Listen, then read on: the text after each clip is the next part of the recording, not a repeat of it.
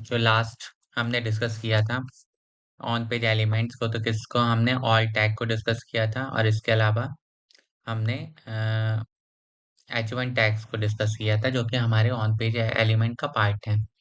अब आज हम दो अलग एलिमेंट्स को ये देखने वाले हैं जिनका नाम है, पहला तो है सोशल मीडिया टैग्स और सेकंड होता है यूआरएल। ये दोनों क्या होता है डिस्कस करते हैं।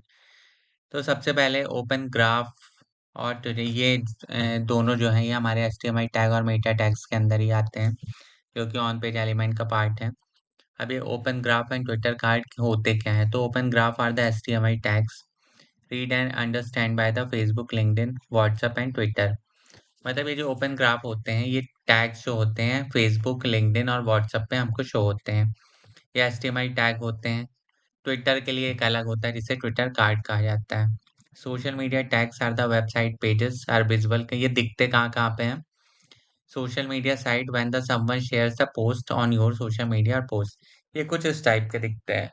जब भी हम कहीं पर अपना यूआरएल शेयर करते हैं तो एक स्निपेट टाइप का बन जाता है। जैसे ही हमने व्हाट्सएप पे मान लीजिए एक को यूट्यूब की लिंक भेजी तो एक स्निपेट टाइप का हमको शो होने लगता है। तो वही जो होता है उसको सोशल मीडिया टैग कहते हैं।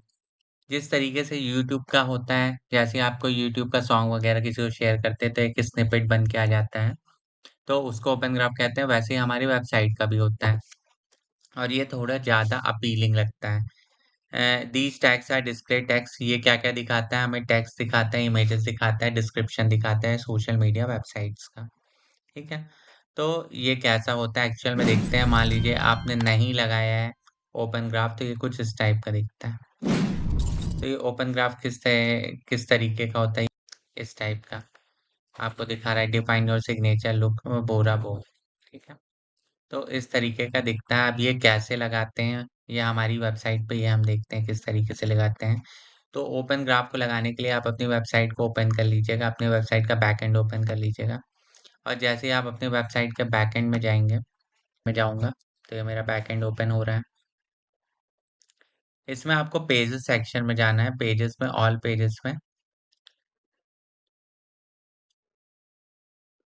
तो ऐसे ही आप ऑल पेजेस वाले सेक्शन में आएँगे, तो आपको हर पेज पे जाके ओपन ग्राफ लगाना है।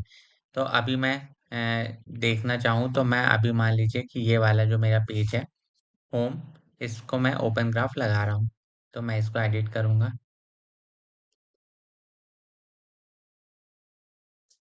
जैसे ही मैं इसको एडिट करूँगा, तो मैं जब नीचे आऊँगा, यहाँ पे जब जैसे ही आप नीचे आएँगे, तो आपने यदि योस्ट एसईओ प्लगइन किया हुआ है, तो आपको यहाँ पर दिखेंगे 4 ऑप्शंस दिखेंगे, SEO, readability, schema and social. तो आपको सोशल वाले पोर्शन में जाना है। ये सोशल मीडिया टैग्स के अंदर आता है इसलिए सोशल वाले पोर्शन पे जाना है। इसके बाद आप जब नीचे आएँगे तो यहाँ पे आपको ब्लैंक दिखेगा, यहाँ पे इमेज लगी हुई है, यहाँ पे आपको ब्लैंक दिखेगा, ये मैंने पहले से कर दिया है, जिससे कि वीडियो लंबा ना हो। तो यहाँ पे आप जो भी इमेज लगाएँगे, जैसे मान लीजिए रिप्लेस इमेज का ऑप्शन है, तो मैं इस इमेज को रिप्लेस करके दिखा देता हूँ कि मान लीजिए इस इमेज की जगह पे मैं कोई ये वाली इमेज लगा देता हूँ, आपको केवल दिखाने के लिए। तो ये वाली इमेज लग गई मेरी। टाइटल मैंने डिफाइन कर लिया है। डिफाइन क्या है? Define your signature look with होरा वोग। ये हमारे टाइटल है होम पेज का और ये हमारा डिस्क्रिप्शन है। ये हम डिस्क्रिप्शन कितना भी बड़ा लिख सकते हैं। चैटजीपीटी से हम जनरेट करा के लिख सकते हैं। ये डिस्क्रिप्शन और टाइटल किस तरीके का होना चाहिए जो आपको उस पेज को डिफाइन करे, ठीक है? तो ये मैंने वही लिख दिया है जैसे हम लोग टाइटल टैग और डिस्क्रिप्शन में पढ़े रहते हैं, सेम वही सारी चीज़ें हैं। तो ये मैंने डाल दिया और मैंने सिंपली क्या कर दिया, यहाँ से मैं सेव कर दूँगा। लेकिन इसके अलावा मैंने अभी आपको बताया कि ये लिंक्डइन पे काम करता है, लिंक्डइन पे काम करता है, फेसबुक पे, व्हाट्सएप वगैरह पे, पर ट्विटर पे काम नहीं करता। तो ट्विटर पे जब आप करेंगे तो वो डायरेक्टली केवल लिंक ही पेस्ट हो जाएगी। यदि आप ट्विटर पे भी इस टाइप का स्निपेट चाहते हैं कि इसी टाइप का आपका कुछ दिखे, तो आप यहाँ पे एक्सेपिरियंस में आइए और सेम यहाँ से इमेज सेलेक्ट करिए। ठीक है, मान लीजिए कि ये वाली इमेज मैंने लगा दी। तो ये ट्विटर पे आके ये इमेज सेलेक्ट कर दी मैंने। अब मैं यही वाला सेम कंटेंट जो है मैं उसको कॉपी कर लेता हूँ।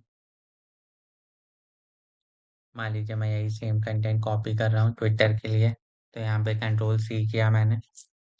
और यहाँ पे आके कंट्रोल V कर दिया।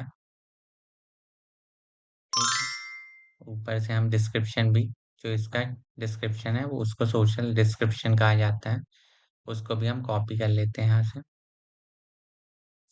ये मेरा कंट्रोल C मैंने कर लिया और नीचे आके कंट्रोल V मैंने कर दिया, यहाँ पे आके कंट्रोल V कर दी। तो सेम इसी तरीके से जब हम ट्विटर पे लिंक को पेस्ट करेंगे तो वो हमको दिखेगा। अब ये मैं आपको करके दिखा रहा हूँ। ये मैंने कर दिया सेव। जैसे ही मैं सेव करूँगा तो मुझे क्या करना है, सेव करने के बाद यहाँ पे व्यू पेज का ऑप्शन आएगा। या तो आप यहाँ से भी कर सकते हैं या फिर जो भी पेज होगा उसका आपको फ्रंट एंड की लिंक लेनी। जैसे ये फ्रंट एंड की लिंक है ना, फ्रंट एंड में ही खुला है। मैंने कंट्रोल C किया। अब मैं अपने व्हाट्सएप पे जा रहा हूँ और व्हाट्सएप पे जाने के बाद आप जिसको भी भेजेंगे, जैसे मैंने व्हाट्सएप पे मैं अपने आप को भेज रहा हूँ, तो मैं क्या करूँगा, कंट्रोल V करूँगा। तो जैसे मैं कंट्रोल V करूँगा तो आप देखेंगे जो हमने फ़ोटो लगाई थी, जो हमने टाइटल लिखा था, जो डिस्क्रिप्शन लिखा था, ये हमको शो हो जाएगा। ठीक है? तो ये वही टाइटल है, वही डिस्क्रिप्शन है जो मैंने अभी वहाँ पर लिखा हुआ था। ठीक है?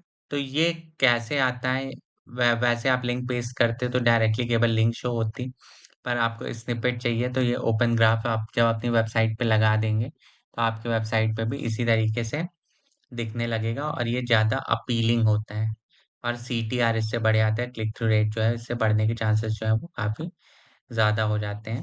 इसलिए ये हमारी वेबसाइट पे लगाना कंपल्सरी है। ओपन इसकी बेस्ट प्रैक्टिस क्या है? They are not the one of the ranking factor, direct ranking factor नहीं है, पर ये सोशल मीडिया पर एंगेजमेंट और ट्रैफिक के लिए अच्छे होते हैं। And we need to follow the all practices like SEO title, जो हमने एसईओ टाइटल में पढ़ा था कि 60 टू 70 कैरेक्टर लिमिट होनी चाहिए वो, और मेटा डिस्क्रिप्शन में 160 टू 170 कैरेक्टर। तो हमें बेस्ट जो होता है वो फॉलो करना चाहिए। ठीक है? तो ये हमारा था open graph and Twitter card. अब जो next on page SEO element है वो है हमारा यूआरएल। तो यूआरएल क्या होता है? किसी भी वेबसाइट के, जैसे ये मेरी वेबसाइट है तो ये जो मेरी वेबसाइट है, ये जो दिख रहा है इसको क्या कहते हैं? यूआरएल।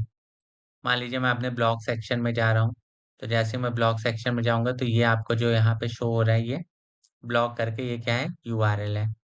मैं अबाउट अस पेज पे जा रहा हूँ, तो ये आपको मेरी वेबसाइट का डोमेन नेम दिख रहा है। उसके बाद जो ये चीज़ें दिख रही हैं, इसको क्या, इस टोटल को यूआरएल कहा जाता है। डोमेन के बाद जो हमारा आता है उसको स्लग कहा जाता है और इन दोनों को एक साथ मिला के परमालिंक कहा जाता है। ठीक है? ये हम आगे डिस्कस करेंगे कि क्या होता है, कैसे करते हैं। लेकिन ये जो यूआरएल है हमारा, इसकी बेस्ट प्रैक्टिस क्या है? तो ऑन पेज में गूगल हमको ये कहता है कि जब भी आप on page element on page SEO करिए, तो आप हमेशा ये ध्यान दीजिए कि आपका जो यूआरएल है वो कुछ इस टाइप का नहीं दिखना चाहिए। एचटीटीपीएस, इस टाइटल को देखने के बाद आपको कुछ भी नहीं समझ में आएगा, कुछ नम कोड और नंबर टाइप का शो हो रहा है। तो इससे ये नहीं पता चलता कि हमारे पेज कहाँ जा रहा है। ये लिखा है सिमेंटिकली इनएक्यूरेट यूआरएल है। तो हमारा यूआरएल मान लीजिए इस तरीके का शो हो रहा है, तो वो किसी तरह की इन्फॉर्मेशन हमको नहीं प्रोवाइड करा रहा है कि एक्चुअल में हम किस पेज पे गए हैं। पर बगल वाले यूआरएल को देखेंगे हम, तो इसमें मुझे पता चल रहा है कि ये वेबसाइट है, वेबसाइट के बाद मैं ब्लॉग में गया, उसके बाद डॉग बर्थडे केक रेसिपी। तो इस टाइप का जो यूआरएल होता है, ये इसको ऑप्टिमाइज़ यूआरएल माना जाता है। तो हमारा जो यूआरएल है वो किस टाइप का होना चाहिए? इस टाइप का होना चाहिए, इसी को एसईओ फ्रेंडली कहा जाता है। और गूगल इस टाइप के जो यूआरएल होते हैं, हमारी वेबसाइट पे उनको प्रमोट करता है, तो हमें भी इसी तरीके की बेस्ट प्रैक्टिस फॉलो करनी चाहिए। ये वही लिखा हुआ है कि it is one of the ranking minor minor ranking factor होता है, but it is important from the point of view of UX. UX मतलब क्या होता है? यूज़र एक्सपीरियंस, मतलब जितनी क्लियर लिंक होंगी, उतना ज़्यादा हमको क्लियरली समझ में आएगा कि हमारा जो पेज है वो कहाँ पे है, हम कौन से पेज पर हैं। ठीक है? यूआरएल विजिबल होता है हमारा 2 जगह पे, एसईआरपी में शो होता है यहाँ पे, और जब यहाँ पे शो होता है जब हम कुछ भी यूआरएल सर्च करते हैं वहाँ पे शो होता है, और एसईआरपी में ये 2 जगह शो होता है। ठीक है? तो बेस्ट प्रैक्टिस है। इसके अलावा एनाटॉमी क्या होती है, एसईओ फ्रेंडली यूआरएल क्या माना जाता है, उसके बारे में थोड़ा डिस्कस करते हैं। तो आपको यहाँ पे कुछ पोर्शन दिख रहा है https store.example.com टॉपिक सब टॉपिक, ये क्या होता है? तो कलर वाइज देखेंगे तो ये जो https है, ये वाला जो पोर्शन होता है इसको हम प्रोटोकॉल कहते हैं। ये पूरा एसईओ फ्रेंडली यूआरएल का स्ट्रक्चर है। ये जो फर्स्ट है इसको प्रोटोकॉल कहा जाता है, एचटीटीपी हो चाहे एचटीटीपीएस हो। इसके बाद सब डोमेन क्या होता है? ये जो स्टोर है ये सब डोमेन है। जैसे कि आप नीचे एग्जांपल देख सकते हैं। ये देखिए सब डोमेन का एग्जांपल। सब डोमेन क्या होता है? वो डोमेन से मिलकर ही बना होता है। मान लीजिए क्रोमा एक कंपनी है, तो क्रोमा एक फेमस कंपनी है, लेकिन वो बार बार डिफरेंट डिफरेंट, जैसे उसको ये दिखाना है कि मेरे अंडर ही एक और वेबसाइट मैंने होस्ट की हुई है और मेरे अंडर ही ये वेबसाइट है, तो वो बार बार अलग अलग डोमेन नहीं लेगा, इससे ब्रांडिंग को खतरा होता है। तो वो क्या करता है, अपने अंदर ही सब डोमेन्स क्रिएट कर देता है। जैसे ये आप देख रहे हैं shoponline.croma.com, मतलब ये मेन डोमेन ये है और उसके अंदर ये सब डोमेन, और ये सब डोमेन पे एक वेबसाइट बनी होगी। ठीक है, तो इसको क्या कहा जाता है? सब डोमेन कहा जाता है। एग्जाम्पल क्या है? एग्जाम्पल जो है वो मेन डोमेन है। जैसे कि इसमें दिख रहा है क्रोमा क्या है? मेन डोमेन है। उसके अलावा टॉप लेवल डोमेन क्या होता है? ये .com, .in, .shop, ये सारे इनको टीआईडी कहा जाता है, टॉप लेवल डोमेन। ठीक है, इसके बाद हमारे टॉपिक फोल्डर्स एंड पाथ्स होते हैं ये। जैसे कि आप एग्जांपल देख सकते हैं कि पहले में आप सिंपली देख रहे हैं लर्न डिजिटल मार्केटिंग, ये क्या है? ये एक पूरा यूआरएल है। ठीक है, उसके बाद आप नीचे देखेंगे तो shoponline.croma.com, मतलब ये हमारे इसमें सब डोमेन है। शॉप ऑनलाइन, क्रोमा क्या है? डोमेन नेम है, और ये टीआईडी। और मान लीजिए फ़ोल्डर पाथ वगैरह को देखना चाहते हैं तो आप ये देखिए, ये तीसरा एग्ज़ाम्पल है। ये हमारा डोमेन नेम है textbook.com, उसके बाद स्लैश स्किल अकेडमी क्या है? स्किल अकेडमी हमारा स्किल अकेडमी हमारा पाथ है। उसके बाद ये टॉपिक है, फिर सब टॉपिक है, उसके बाद फिर डिस्क्रिप्शन है। ठीक है? तो इस तरीके से भी यूआरएल हमारे होने चाहिए। तो इस टाइप के यूआरएल जो है वो एसईओ फ्रेंडली यूआरएल कहलाए जाते हैं। ठीक है? इन सारी बेस्ट प्रैक्टिसेस को हमको फॉलो करना है। तो ये हमारे ऑन पेज एलिमेंट के कुछ ऑन पेज एसईओ के कुछ एलिमेंट्स हैं। आने वाले टॉपिक में हम नेक्स्ट कुछ और भी डिस्कस करेंगे ऑन पेज एलिमेंट्स के बारे में। ठीक है? तो आज के लिए इतना ही। Thank you so much.